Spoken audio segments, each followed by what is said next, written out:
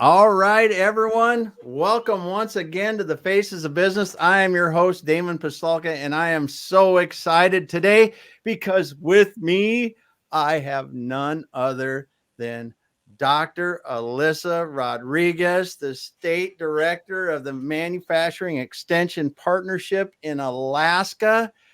Dr. Alyssa, thanks for being here today. Thank you for having me. I'm really excited about this. Thank you. Oh my goodness, am I? I am so excited because you guys are doing great things in Alaska.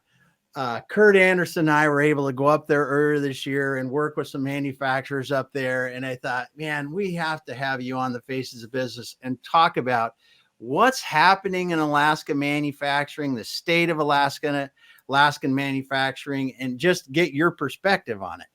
Yeah, I'm excited to share. Yeah, there's a lot happening up here. There's a lot that Alaska and manufacturing kind of need in terms of direction and opportunity, and just being able to take advantage of those opportunities that we have in our state and in the nation. Super cool. Well, like we always want to do in the Faces of Business is I'd like to understand, how did you get to being the director of the Alaska MEP? Yeah. I, I should begin by David Copperfield, and I was born, but I'll spare you all of that. That's awesome. So it's kind of been an interesting and very, kind of nonlinear path.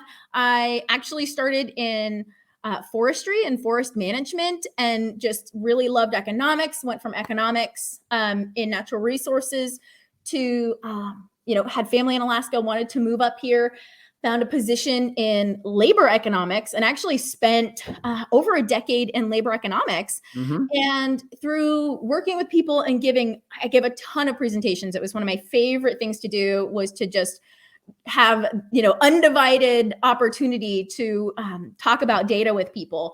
Nothing like a captive audience for your data nerding.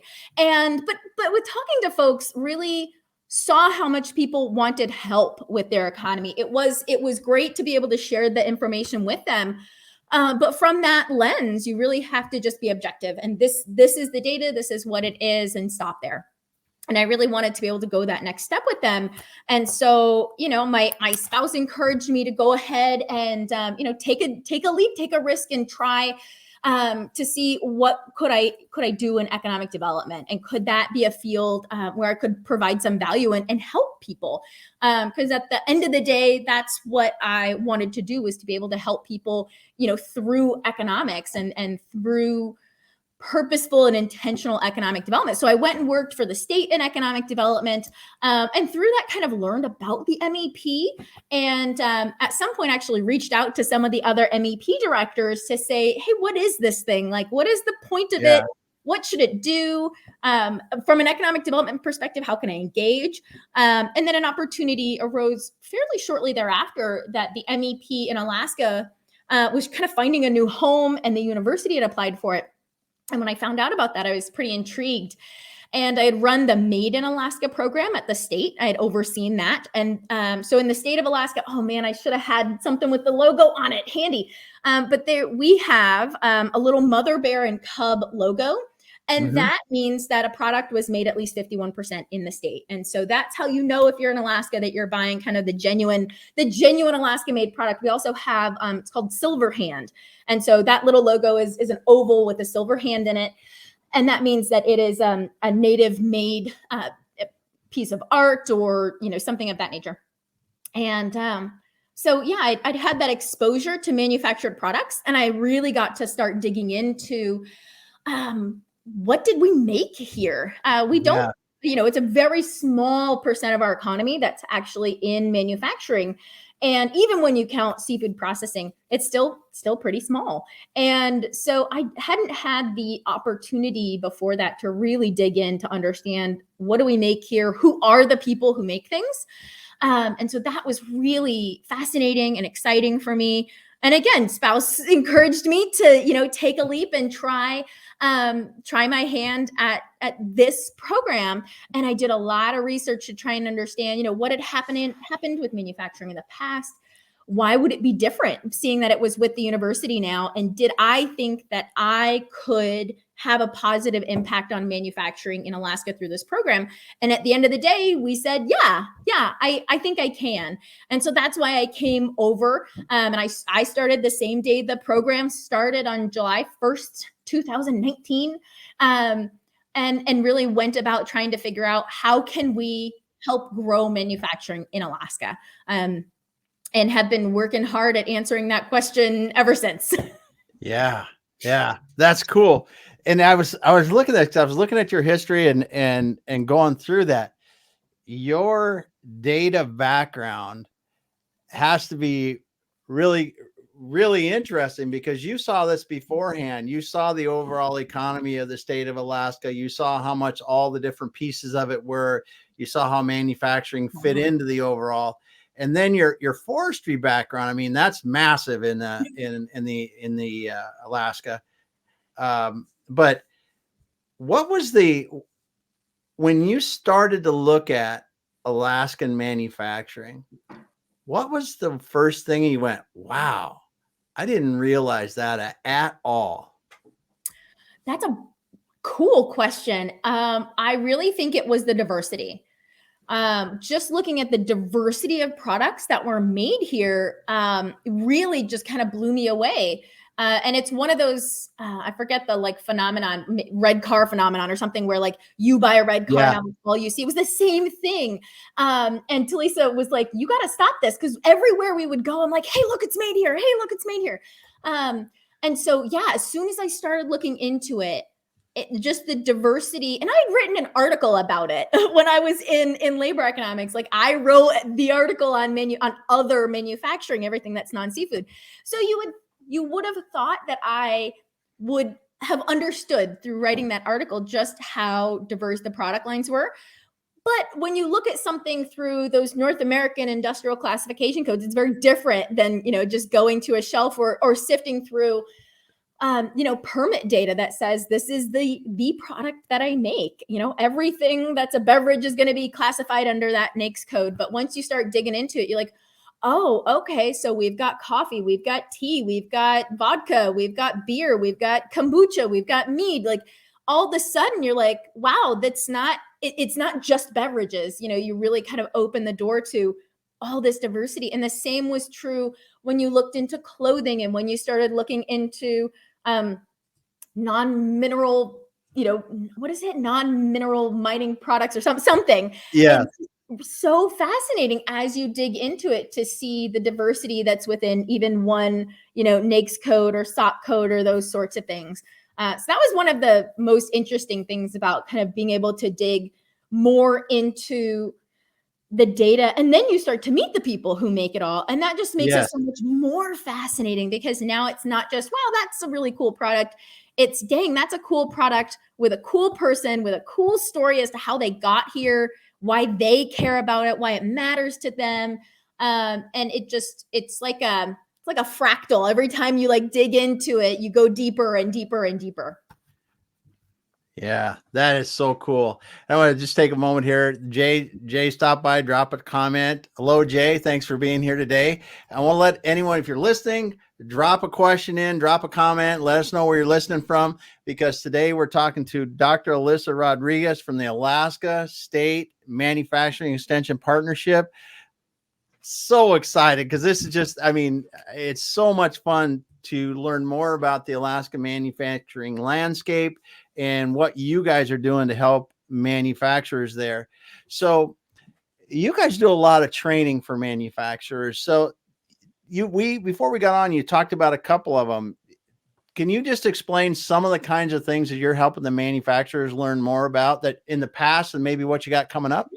Yeah, absolutely. And so much of what we do has a training component. And so it could be really explicitly training. So for example, I want to say in late September, my date scale is squishy, but I believe in late September, we had this amazing sales training by Wesley Greer. And so that is very specific. It was in-depth. It was multiple days where we just poured over, who is your key consumer, who's your advocate within a business structure, and how do you approach them, the multiple touches that you need when you're trying to attract someone new. It was just so cool. So, and then we actually are wrapping up today a HACCP training. So hazard analysis, critical control point training. So if you're a food manufacturer, if you touch food, in a restaurant, that is something that you need to know, is how to make sure that your product is safe at all points. And so for seafood, you're going to have a different, maybe critical control point than you would with a beverage product and those sorts of things. So understanding where your product or products, where the potential is for them to come unsafe or to become unsafe, and how you're going to control for that, how you're going to make sure you do it right every time. Yeah. And so that training just wrapped up today. We actually had 3 trainings back to back on HACCP. But then so those are really focused, trainings that are kind of classic training. The other thing we've got coming up is end of January. So January 30th will be the start date. We have an export training, and that's going to take folks, again, it's pretty in-depth. It's going to be once a week, over 10 weeks. That's going to take you deep into the how are you going to export your product? What's the right market for you? Do you need different insurance and how to help you get that? So it's not just, it's doing it with you and a little bit for you. So there's a component of both to really make sure that at the end of those 10 weeks, you know that you can export and you're ready to leap into that journey. So those are the very classic kind of classroom style trainings that we have. But then we have other things that we do that provide training, but they're in kind of a non-traditional format. And that can be something like lean manufacturing, where we have somebody come into your facility. And it might be that you're changing facilities. So you have somebody come see the space before you're all got everything in there and help you lay things out to be as efficient as possible. And there's always that component of, hey, I'm coming in, I'm going to lay your space out for you, I'm going to help you. Or you have an established process. I'm going to analyze your process and see how can it become more efficient. Where are the little bits of waste here and there, whether through time, product, etc. But there's also a component of giving you those tools. So it's not just, hey, this, you took 22 steps, you can turn that into 5, but it's helping you to be able to see your own processes through the lens of being more efficient and that lean manufacturing, 5S, etc. So that's another way that there's a training component kind of built into a lot of what we do. We do the same when it comes to e-commerce. There's a component of, you need a website. And so, you need a website, you don't have time, we're going to do it for you. But then you need to know, what's the messaging that you're putting out? Who is your key consumer and how are you going to reach them? You can outsource all of that, but it is going to be so much better if you can be more engaged, if you can speak to who you know is your key consumer, if you can put that time in to figure that out. And that's a training component. And it might not feel like you're being trained because it's just a deep conversation about you and your product and your consumer, but it is. At the end of the day, it's training. Yeah. Yeah, that's so cool. And that's the thing that I think about as you talk with the MEPs across the US, and you guys are actually, I think you guys lead a lot of the places in the US because you have to be a little more innovative because of the geography that you cover across Alaska. Is how do we engage these people that aren't going to be able, we're not in a metropolitan area where we got 10 million people. You guys really have to understand how to get training delivered across the wide geographic area that people value and people will want to come to. So what have you guys really learned over the years? Because you've been here from the beginning. What are some of the things that you've learned that really have helped you guys do that? So I think one of the things that we learned really quickly was that training that is entirely asynchronous, recorded, etc., falls flat. That was one of the very first lessons we learned. Is we created a program that was entirely asynchronous. You sign up, you take it, watch it on your own time. We thought it'll be great. And it was, I think, just classic. Like, I don't know why I thought it would resonate with other people, because I can barely say, oh, there's this training I want to watch. I'm going to make the time for it. I struggle with that. So why would busy business owners just why would they do that? It's way more engaging to be able to do something live, even if you're not in the same room, but to be able to do it live and have that conversation and back and forth. We learned very quickly that that was the way to do it. And even though we are really dispersed geographically, we humans are humans. Humans be humanin, and we want connection. We want to get together, and so to the extent possible, we try to provide those opportunities around the state. And as we came out of COVID, more and more people wanted to have opportunities to get together. So that was a big learning curve, was just how are we going to deliver content? And then what was missing? What was not being addressed or provided, by other organizations, or just by happenstance, it kind of never happened. One of those is networking. Our manufacturers don't have a space to go that is for manufacturers, and they want that. We hear it over and over and over again. And so that's something else. We actually, I think it's today. I think there's a veterans networking event in Anchorage, Alaska tonight from 6 to 9 p.m. at the BP Energy Center for all of those Anchorage manufacturers that are listening. So nice. we're trying to create more opportunities for people to just get together. There's so much benefit that comes from knowing other people in your industry and making those connections. I can't tell you how many products we have up here that are proof of that are these collaborations that you're like, oh, I had no idea the people from Wild Scoops Ice Cream knew the people from, this coffee place or this brewery, but their products are together now. And so they do. And that would not have happened if two people hadn't met. And so that's something that we're really working on are those networking pieces. Yeah. And I think too, across the US, the MEPs are really working on that as well. Aren't some of them starting to put together some sort of network or some kind of way to share that? Because I mean, really, we've heard this before from other companies trying to nearshore, onshore their product, reshore their products. It's like one of my hardest things for us to reshore products is I don't know that I've got a manufacturer what I need right down the street. Yeah. Oh yeah, absolutely.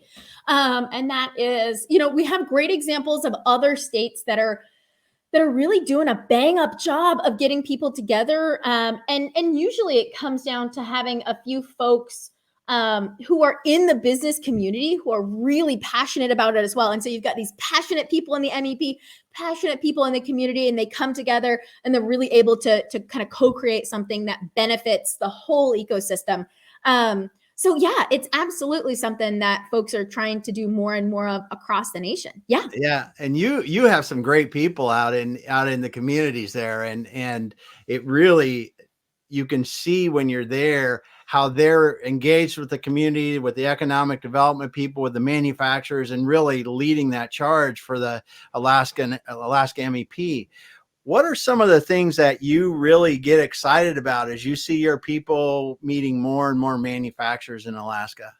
Oh man. So there's a lot of things. I mean, I think one of the most fulfilling things about it is the individual successes. Those, when you talk to somebody and you had a project with them, or you have an ongoing project with them, and when they share the impact of that on them personally, that is just one of the most gratifying things, to know that you had some small role, your team, whatever it was, had a small role in helping someone's dream come true. Like, these are their babies.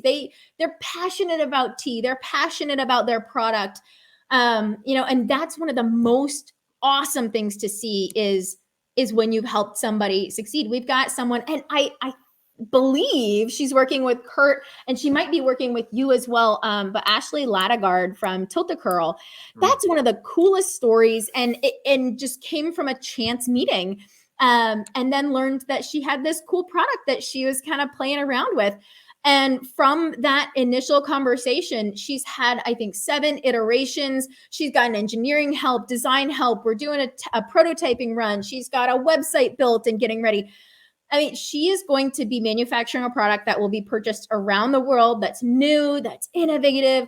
And it is so cool to have been able to see her and her product grow, and to have been any small part of helping someone's dream that they just thought, maybe I could do this someday. And yeah, darn right you can. And we're gonna help you do it. So that's one of the coolest things, is to be a part of that. And the other thing that's really exciting is just looking at, you mentioned that Alaska is different. We are really isolated from, like a supply chain perspective. And so to see some of these kind of bigger, I hate to say intractable, but really long-term issues that have kind of plagued Alaska's economy, to see those issues and to be able to hopefully move the needle, to be able to take on projects that are going to benefit, one person at a time, but also dig in and say, what are the bigger problems that are getting in people's ways? What are those problems that everybody shares?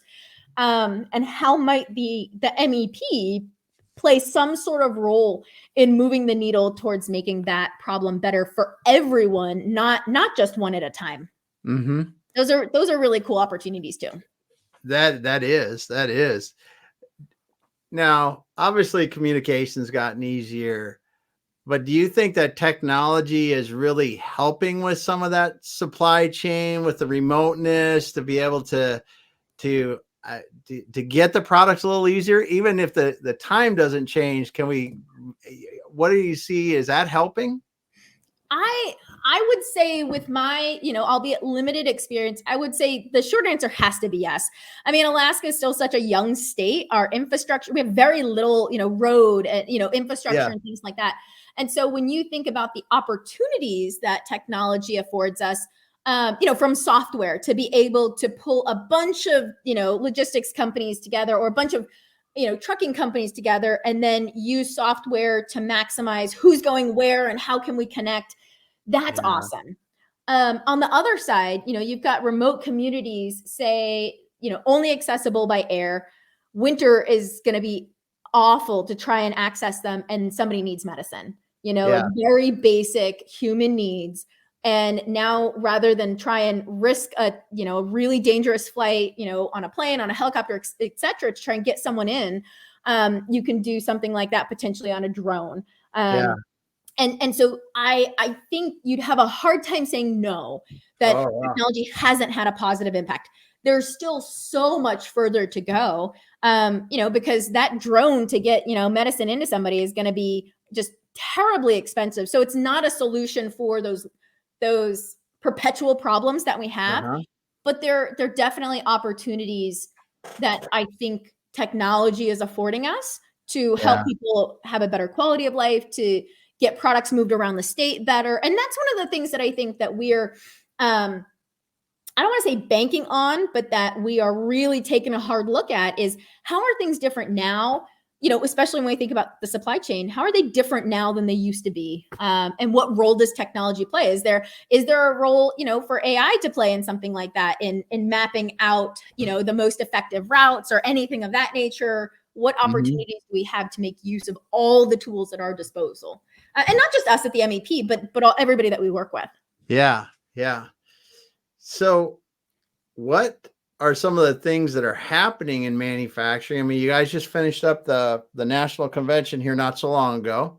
And what are some of the things you see happening in manufacturing across the United States that you think is really going to impact Alaskan manufacturers? Wow, that's a great question. I mean, I think there's a big question mark about AI, which I mentioned before. What impact will that have? What opportunities are afforded? Whether it comes to marketing and things like that. Something as simple as ChatGPT, give me a list of marketing ideas for my business for the next 10 months. That's going to save somebody a ton of time if they just don't have to sit down and think like, oh, what should my themes be? So it can be something as simple as that. Or something as complex as, I want to use this to model all these different things and give me this, really intricate output from a supply chain perspective, or, logistics perspective. It can really run the gamut, I think. So those are some of the things, or I should say, one of the things that I think I'm hoping that the next conference will really dig into that more, and how are other MEPs and manufacturers utilizing those tools. I think one of the two biggest things I think that are going to impact Alaska are supply chain and workforce development. Oh yeah. And supply chain's interesting again, just because I don't want to belabor that one too much, but it's been a long-term problem in Alaska just due to our isolation and lack of infrastructure. So we got some federal funds to work on supply chain as a nation, and that also affords us an opportunity to really take a hard look at Alaska individually. But on workforce development, I was presenting about the silver tsunami, for a decade, and we are, there should be no surprise about the fact that we have a shrinking working age population. We knew it was coming, but how are we going to handle that? Because by and large, I would love to know what other states saw that coming and were like, we're jumping on it, and now they're cruising, they're golden, they worked their plan. But we didn't, we saw that it was coming, and we, did a little this, a little that. But most of our manufacturers are in a place where workforce is really tight. It's hard to get. How do you cope with turnover and all those things? And so we're working on that, both with specific, one-on-one employers, but then also, how can we make a larger impact? What are those things that all manufacturers need that we can collaborate, maybe it's with the university or with the school district on, to try to make sure that the workforce that's coming, and that's, entering in those kids, dare I say, that they will have those skills that our manufacturers need. The other thing that I'm really interested in is how can we as a state, as the manufacturing industry, work with underutilized populations that haven't maybe been given a chance to be in the labor force in the way that others have. So whether those are people with, any kind of disability, whether those are formerly incarcerated, there are groups of people that have been very disenfranchised from the labor force. And in many cases, not because they don't want to be engaged, but because maybe they've heard no so many times, or workplaces, aren't making the small accommodations to large accommodations that they might need in order to engage. And so how can we engage those populations in a way that hasn't been done before? Well, because you bring up a great point. I work with a company that here in the Seattle area that helps people with developmentally disabled people. They coach them and help them find employment. And they were telling me that in that segment of our population, there's 75% unemployment. And these are people that want to come to work and do good work every day. And then there's another one here in Seattle, I know, that does hire incarcerated people to come in their workforce, and they're a very big manufacturing company, and these people can come out and they can start working and get technical training and continue to progress through the business and develop very good careers. And this is we don't have options in manufacturing anymore to hire people. I mean, but these are gold mines, because good, loyal people that want to work, that want to grow their skills and their abilities, and really can create great careers for themselves while helping these businesses thrive. Absolutely. And I think that's one of the hard things. I think when we have discussions about workforce, is our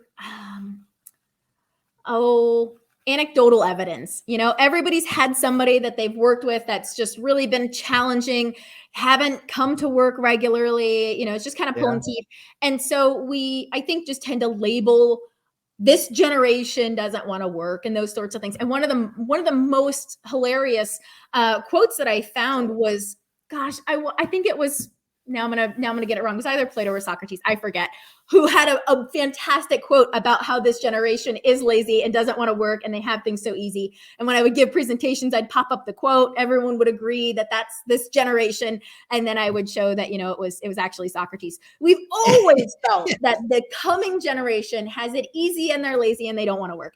And for the most part, that's not true. We approach workforce differently, work-life balance, all these things. So there are differences. I don't mean to say that there aren't, but we need to figure out how to come together. Yeah. And to just say, they're lazy and they don't want to work, it does everyone a disservice. Like, let's figure out how we can work together and engage everybody who wants to be part of the workforce, as opposed to, kind of putting up those walls that say, nope, I'm going to keep doing what I've always done. And if it doesn't work, it's because they're lazy, not because I'm inflexible. Mm-hmm. That's great. That's great. I giggle because it is, you said it's a quote from Socrates. Every generation says it. And it's a challenge for every business right now. And I think that you hit the nail on the head perfectly in saying that we have to learn how to work with everyone to be able to get the people and develop the workforces and the future leaders and people in our organizations we need. Yeah, absolutely. Like this, when you imagine your business, this is your baby. You built it. You're proud of it. You want it to succeed. Wouldn't it be a shame if you inadvertently threw it all away because you just didn't want to work with this generation that we don't understand? It's Apple versus Android. They're both phones. They both work. They're both systems that you can use. But if you're an Android person and you're not willing to use Apple or vice versa, you're limiting yourself. And so, if we can humble ourselves to learn how to work with the coming generation, I think those will be the businesses that really succeed. And the businesses that say, what workforce problem? Like, we have people who want to work for us and they stay and it's all great. That's not really a problem for us. Those are going to be the ones that succeed because they engage on a person-to-person level and are willing to be flexible. Yeah. That's for sure, because it is like you said, it's Apple versus Android. They're both phones. They both do the job. It's just, we just got to figure out how to get them both in the workforce with us. Yeah. So what are some of the things, and I know one of the things that the MEPs do a really good job of is helping manufacturers connect manufacturers to grants or other governmental funding opportunities. What are some of the exciting things that you've seen this last year and some of the things that you see that may be coming up? Yeah. So, there's a handful of things. One of the cool things that is a really great opportunity is for help with supplier scouting. And it's called supplier scouting, but if you've got a thing that you make and you need something that goes into that, we can help you with that. And Nice. it's actually through the CHIPS Act and everything that all MEPs are providing this service at no cost. And so, we worked with a local utility company, it wasn't even a manufacturer, to try and help them find a variety of items that they needed to meet the Buy America, Build America Act. And so we've got the ability to connect with manufacturers across the US to try to find a product that somebody needs, or find somebody who can make the product for them if they've got something that they need that's different. Whether it's trying to connect and get cans and bottles when that's in short supply, or those sorts of things. So that's something that we provide. It's free because of a grant. But you don't even have to apply for it. You just come and ask us, like, hey, I need help finding something. Now, what is that program again? I want to make sure we. Yeah. So, I would just call it supplier scouting. Supplier scouting. Yeah, Okay. supply chain optimization, all those sorts of things. So every MEP's got this, where if you need something, or even if you want to tell the world, I make fiber optic cable, you can go tell your MEP, hey, I make fiber optic cable. Do you know what opportunities are out there for me? And they can plug you in and say, yeah, I have 500 people that have reached out and say they need fiber optic cable. So, who do you want me to connect you with? So that's a really great opportunity. And the idea of it is that we're going to build that US capacity to manufacture more and more, and kind of rebuild what has been lost over the years. The things that we've got coming up, I mentioned the export training that we have. Well, our state recently got a small export grant. And so it provides reimbursable grants for all sorts of activities related to export. Whether you want your website translated, you want to take a training on export, you want to go to a trade show that includes an international market, all sorts of things can be included if they're tied back to international trade and export. And then we have, and I think a lot of states have this, we have something called incumbent worker training grants. And they're vastly underutilized in our state. I don't know about others, but if you've got workers and you need to get them trained in something, it could be sales, it could be lean manufacturing, it could be a very wide variety of things. You can apply for these incumbent worker training grants. And there's match required, but it depends on the size of your business. Yeah. And yeah, you put together a plan with the grant worker, and it's an amazing resource that not a lot of people know about, that allows you to reinvest back into your workforce, which is something that we have a ton of evidence that contributes to retention. So you want to retain your people, there's grants to help you do it. That's cool. I mean, like I said, you just named off several things that could help the manufacturers in Alaska and any other state. Honestly, go to your MEP. There's one in every 50 states and Puerto Rico too, correct? Yeah. And you can get this kind of help. And like you said, the supplier scouting alone could be not just you can find what you need, other people might be able to find you. Yeah. That's a great. This incumbent worker training, I think there's so much missed opportunity there, because it's something that you're going to have to train people anyway. Yes. And you can go and potentially get part of those costs offset and maybe let you train more people. Mm-hmm. Just so much good stuff that happens around that. And that's one of the things that I didn't realize when I was running manufacturing companies, that A, the MEPs were there, but B, the amount of opportunities for you and the MEP to partner with these funding chances that you have to be able to offset some costs that allows you to move your business forward farther and faster, because you're not footing the entire bill.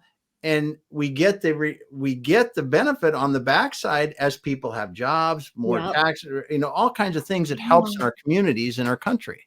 Yep. Yeah. So cool. Yes. So cool. Yeah, it doesn't take me much to get fired up about manufacturing. That's for sure. Because it is so, this comes to my fun questions, because we're going to get close to time here before you know it. But I got to ask these, because we are talking about Alaskan manufacturing. So what is the coolest, absolutely coolest thing you've seen made in Alaska? Oh my gosh, that is so hard. That would be like, can I have a handful instead of one? Yeah, give me a handful. Give me some examples, because I want people to understand. Yeah. So I think one of the most unexpected things that we manufacture, there's two that I think are really unexpected. Unless you've been around Alaskan manufacturing, economic development for a while. One would be rocket fuel couplings. And that was one of the coolest things that I learned about. And so it's literally the thing that's providing fuel. And then as the rocket detaches, they decouple. Super critical. And I had no idea that we were manufacturing rocket parts in Alaska. One of the other coolest things, and most unexpected, is I have heard it described as a Zamboni for aircraft carriers. And so aircraft carriers, I guess their decks are very bumpy. Yeah. And they have these little, almost like ball bearings that'll come detached over time. And so rather than having a person out there in kind of a dangerous position cleaning that, there's a machine that can clean that. And we manufacture them here in Alaska. And not only can it do that, it has a lot of other applications. And so they've really branched out in terms of, local governments can use them for cleaning all sorts of things and reducing overall maintenance costs long-term for those reasons. But I think I want to say our airport here might even use it, because one of the most costly things about a parking garage is shutting it down to clean a floor. And so with this, you're doing it way faster and much more efficiently. And so they're actually losing a lot less revenue when they have to stop things to clean up. And so it's just a really cool product that's made here.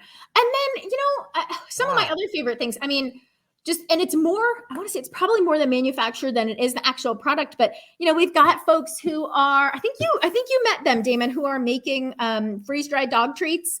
Yep. And they're using what would otherwise be waste. Yes. And that's always one of the coolest things when you've got somebody who's using a product that would otherwise be wasted, and they're turning it into this, beautiful $high product, 100% salmon, nothing else in it. Yeah. Dog treat that's made, to human grade standards. If you want to eat it, you can. That's fantastic. It's so cool. And then, we've got people that we're helping with, prototyping new tools for, hair designs and for safety and all sorts of things. You lose somebody, how can you reconnect with them, and tools like that.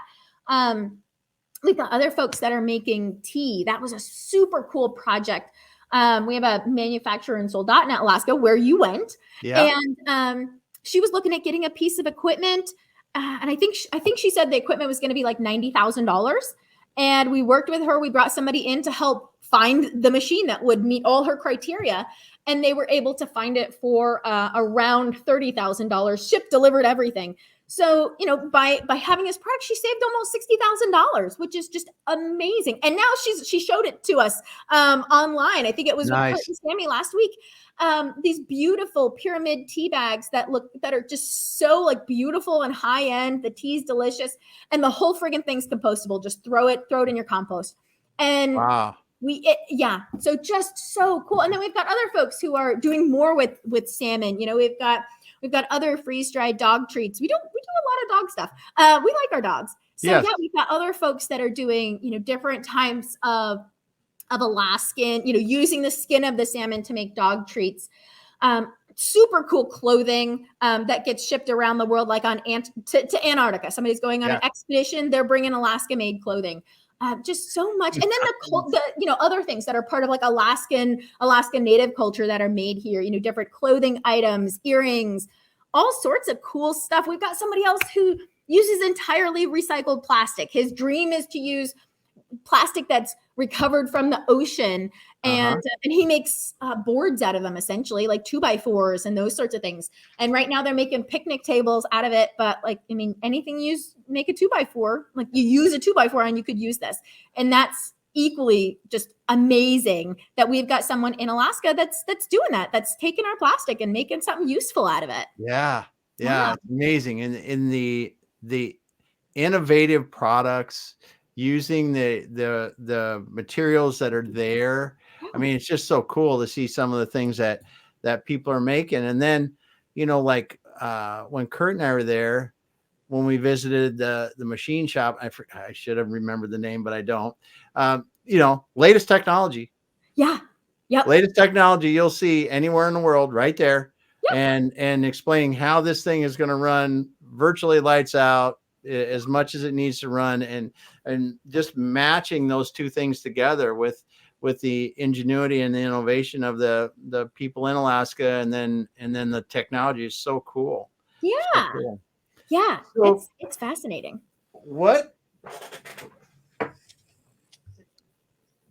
are the things about Alaska manufacturers that help you and your team just get up in the morning? I mean, because there's a lot of challenges. Yeah. I would say that their passion is contagious, and typically what we find when we work with people, the tea manufacturing, got into it because they're passionate about tea and about like sustainability and all those sorts of things, not because she gets super jazzed to find a piece of equipment, and can't wait to research all that. And so getting to play a role in something that someone else is so passionate about is so fascinating and fun. And it is the passion of the manufacturers that I think is what gets us up and feeling like we're making a difference, that people have been so willing to share the outcomes of the projects. That's been really awesome. And, when you go into a place, I was in Costco the other day and saw, Steam Dot has a cold brew coffee product, and it went from being in the refrigerated section to on the shelf because they got a food safety test, and the challenge study was all great, and their product is safe to be on the shelf without being refrigerated. And that is awesome. I mean, I'm taking pictures of it and texting it to people because I'm so excited to see that growth for them and all the doors that opens up, and to know the people who that's going to impact is super, super fun. And that it ripples, being able to have that, kind of labor, Department of Labor workforce development, economic development lens to see that this is one manufacturer and this is what's going great for them. But I see how that's going to impact the farmers that Megan's going to work with and who are going to be able to grow more of their product and sell it to her, or the folks that SteamDot's going to employ now that they wouldn't have before. And it might be 1 or 2 jobs, but those are real people. They're real people who, live on the other side of town, who have a job now that might not have if we hadn't done this project. And that's awesome. It's so, so cool. Yeah. Oh yeah. I love talking with you, Dr. Alyssa, because it's the passion comes through. It's infecting. And I can see that when you guys are helping, and just the desire to serve the Alaskan manufacturers and really help them succeed, and just watch the economy grow there. We're winding up, and it's so much fun talking to you. I want to thank you. James Kunkel stopped by and said yes, James, that guy knows coatings. I'll just say that. I don't even know enough about coatings to do it, but James is the king of coatings, and he's been doing a live stream podcast for a long time about it, and it's really, really interesting, But Dr. Alyssa, I want to thank you for being here today and just letting us know what's happening in Alaska manufacturing and what's happening with the Alaska Manufacturing Extension Partnership, or the Alaska MEP. Thank you so much for being here. Thank you for having me. Yeah, I really appreciated a chance to get to come and chat with you and share. And it's been a lot of fun. Thank you so much. Awesome. Well, it's been great to have you and learn so much today. Now, if you've been listening to this and you don't want to learn more about the Alaska manufacturing and the Alaska MEP and learn more about it from Dr. Alyssa, go back to the beginning of this thing, this broadcast, and check it out, because there's a lot of good stuff in here. And I'm going to tell you, you are going to want to come to Alaska. You are going to want to see some of these manufacturers in action, because they are making some cool stuff. Thanks everyone for being here today. We'll be back again. Dr. Alyssa, just hang out for a moment and we'll finish up after we're shut down here. Thank you.